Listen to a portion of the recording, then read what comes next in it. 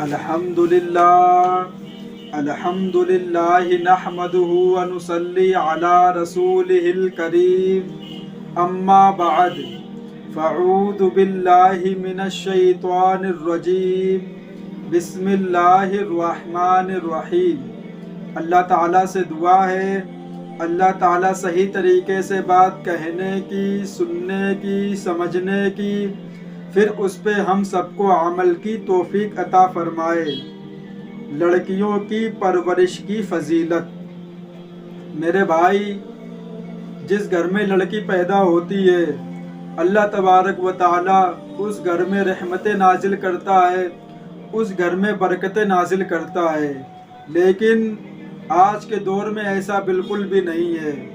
جس کے گھر پہ لڑکی پیدا ہوتی ہے وہ پریشان ہونے لگتا ہے۔ میرے بھائی، اس پریشانی کے صرف اور صرف ذمہ دار ہم خود مسلمان ہیں، اس کا کوئی ذمہ دار نہیں ہے، خود ہم لوگ ذمہ دار ہیں اس کرتوت کے۔ اس لیے کہ پریشان کیوں ہونے لگتا ہے کہ اب میری لڑکی کی شادی ہوگی تو اتنا دہیز، اتنا مال و زیور اور اتنا پیسہ ہم کہاں سے خرچہ کریں گے، یہی سوچ کے وہ پریشان ہوتا ہے۔ لیکن یہ دہیز کی لعنت اور یہ برائت میں پیسہ روپیہ خرچہ کرنا کہاں سے سیکھا؟ ہم لوگوں نے غیر مسلموں سے سیکھا۔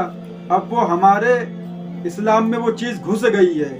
اب کوئی اگر شادی کرے تو لوگ کہتے ہیں کہ یہ دیکھو ایسے ہی لڑکی کی برات کر دی، کچھ دیا ہی نہیں ہے، تو اس تانے کے لیے وہ مجبور ہوتا ہے کہ ہم قرض لے کے اپنی لڑکی کی شادی کریں۔ تو میرے بھائی، اب ہم بتاتے ہیں کہ لڑکیوں کی پرورش کی کیا فضیلت ہے جو مسلمان اس کو اپنے لیے ناپسند سمجھتے ہیں۔ حضرت عائشہ رضی اللہ تعالی عنہا کا بیان ہے کہ ایک عورت میرے پاس آئی جس کے ساتھ اس کی 2 بچیاں تھیں۔ اس نے مجھ سے سوال کیا، میرے پاس ایک کھجور کے سوا کچھ نہیں تھا، میں نے وہ کھجور ہی اس کو دے دی۔ اس نے کھجور کے 2 ٹکڑے کر کے دونوں بچیوں کو ایک ایک ٹکڑا دے دیا اور خود ذرا بھی نہ کھایا۔ اس کے بعد جیسے وہ نکلی تو نبی پاک صلی اللہ علیہ وسلم گھر تشریف لے آئے۔ آپ صلی اللہ علیہ وسلم کو پورا قصہ سنایا تو نبی پاک صلی اللہ علیہ وسلم نے فرمایا، جو شخص مرد و عورت لڑکیوں کو دیکھ بھال اور پرورش کے ساتھ مبتلا کیا گیا، یعنی ان کی خدمت اور پرورش اس کے ذمہ ڈالی گئی اور اس نے ان کے ساتھ اچھا سلوک کیا، تو یہ لڑکیاں آتش دوزخ سے بچانے کے لیے اس کے واسطے آڑ بن جائیں گی۔ بخاری مسلم۔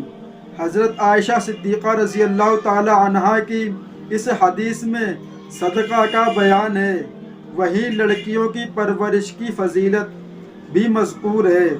لڑکی ضعیف جنس ہے اور اس سے کما کر دینے کی امیدیں بھی واسطہ نہیں ہوتی، اس لیے لڑکیاں بہت سے خاندانوں میں مظلوم و مقروض ہو کر زندگی گزارتی ہیں، ان کے واجب حقوق پامال کر دیے جاتے ہیں۔ ہونا یہ چاہیے کہ ان کے ساتھ حسن و سلوک اور اچھا برتاؤ کیا جائے۔ نبی پاک صلی اللہ علیہ وسلم نے لڑکیوں کی پرورش اور خیر خواہی رکھنے والے کو بشارت سنائی کہ ایسا شخص دوزخ سے محفوظ رہے گا جو لڑکیوں کی یہ خدمت اس کے لیے دوزخ سے بچانے کے لیے آڑ بن جائیں گی۔ اپنی لڑکی ہو یا کسی مسلمان کی یتیم بچی ہو، ان سب کی پرورش کی یہی فضیلت ہے۔ بہت سی عورتیں سوتیلی لڑکیوں پر ظلم کرتی ہیں اور بعض مرد نئی بیوی کی وجہ سے پہلی بیوی کی اولاد پر ظلم کرتے ہیں۔ ایسے لوگوں کو اس حدیث سے سبق حاصل کرنا چاہیے۔ حضرت سراقہ بن مالک رضی اللہ تعالی عنہ سے روایت ہے کہ نبی پاک صلی اللہ علیہ وسلم نے فرمایا کہ تمہیں افضل ترین صدقہ نہ بتاؤں؟ پھر خود ہی جواب دیا کہ افضل ترین صدقہ یہ ہے کہ تم اپنی لڑکی پر خرچ کرو جو طلاق کی وجہ سے یا بیوہ ہو کر تمہارے پاس شوہر کے گھر سے واپس آ گئی ہو، یہ تمہارے علاوہ اس کا کوئی کمانے والا نہیں ہے۔ نبی پاک صلی اللہ علیہ وسلم نے ارشاد فرمایا کہ جس نے 3 لڑکیوں یا 3 بہنوں کے اخراجات برداشت کیے اور ان کو ادب سکھایا اور رحمت اور شفقت کا برتاؤ کیا یہاں تک وہ ان کے خرچے سے بے نیاز ہو گئیں، تو اللہ تعالیٰ اس کے لیے جنت واجب فرما دیں گے۔ ایک شخص نے عرض کیا، یا رسول اللہ صلی اللہ علیہ وسلم، اگر 2 لڑکیاں یا 2 بہنیں ہوں جن کی پرورش کی ہو تو اس کے بارے میں آپ کا کیا حکم ہے؟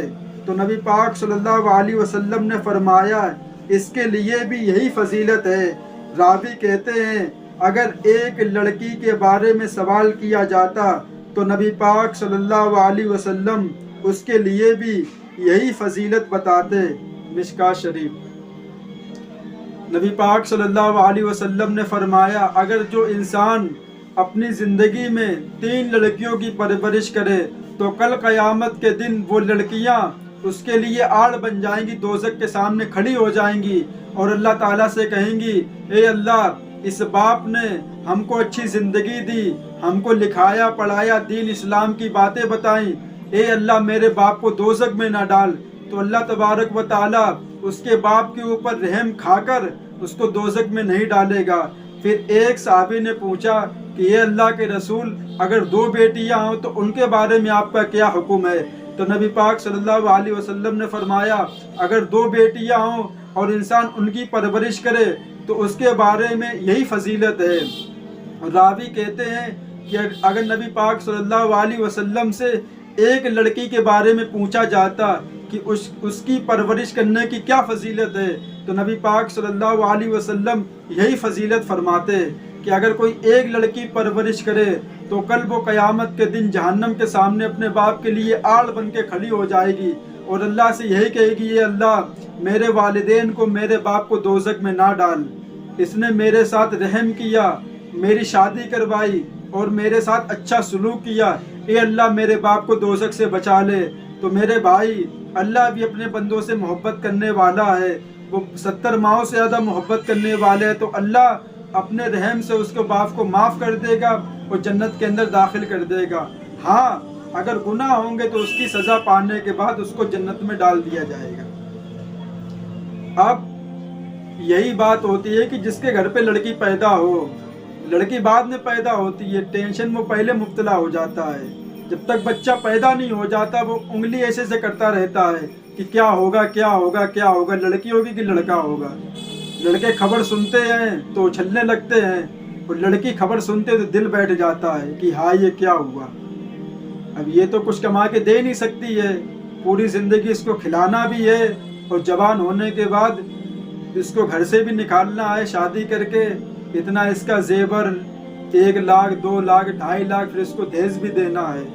تو میرے بھائی یہ کرتوتیں ہیں کس کی؟ جب کوئی مسلمان دین اسلام کا راستہ چھوڑ کے، دین اسلام کو چھوڑ کے غیر کا طریقہ اپناتا ہے تو اللہ اس کو مشکل میں ڈال دیتا ہے، مصیبت میں ڈال دیتا ہے۔ اس لیے کہ پہلے زمانے میں کتنے بچے ہوتے تھے، 10 لڑکیاں 12 لڑکے، کسی کو پریشانی نہیں ہوتی تھی۔ سب سے زیادہ اگر اسلام کے اندر کوئی چیز آسان ہے تو میرے لحاظ سے وہ ہے شادی، سب سے آسان چیز ہے شادی۔ لیکن آج مسلمانوں نے ایسا بنا دیا ہے کہ بوڑھا باپ جس کی 5-6 لڑکیاں ہوں وہ تو پھانسی سے لٹک کے مر جاتا ہے، خودکشی کر لیتا ہے۔ وہ کیا کرے بیچارہ، کہاں سے شادی کرے؟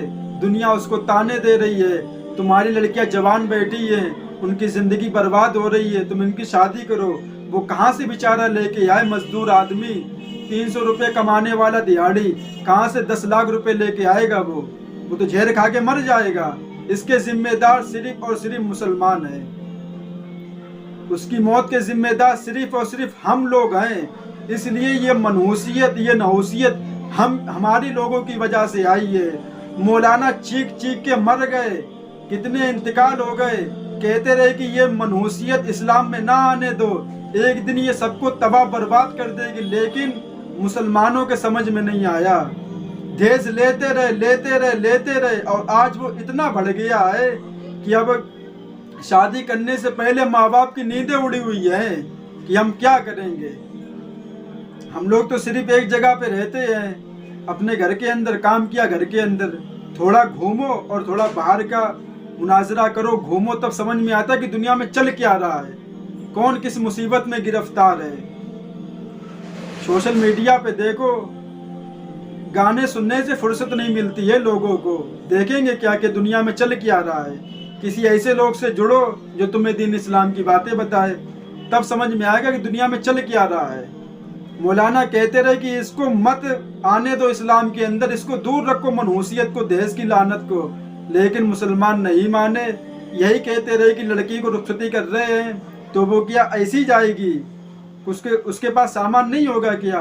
आज वो सामान की वजह से, एक कटोरी की वजह से, एक चम्मच की वजह से, एक गिलास की वजह से आज लोग अपनी जानें कुर्बान कर रहे हैं। और कितनी तो शादीशुदा लड़कियां मर गई हैं दुनिया के अंदर, मुसलमान बेखबर है, उसे कोई मतलब नहीं है। वो कहता और लाओ दहेज, हमको मर रहा उसको मरने दो।